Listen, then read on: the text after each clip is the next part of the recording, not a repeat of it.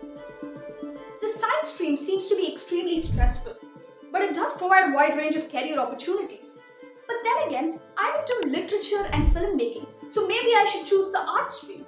But wait a minute, the perks of taking up commerce are innumerable. Which stream do I choose now? Making the right decision when you're at a crossroad can prove to be a Herculean task. And guess what? Unfortunately, life is full of such complicated crossroads. A plethora of your day-to-day activities involve decision making, but choosing the right stream after 10 and the right college after 12 and the right career path after college are some of the most important decisions you'll ever make in your life, and you cannot afford to make a mistake or take wrong decisions. But don't fear, because World Teen Parliament is here with an enthralling workshop on decision making and prioritizing.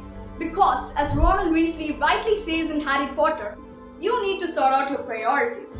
So all you teens out there, come join us and learn some insanely amazing stuff and get equipped to face the real world out there.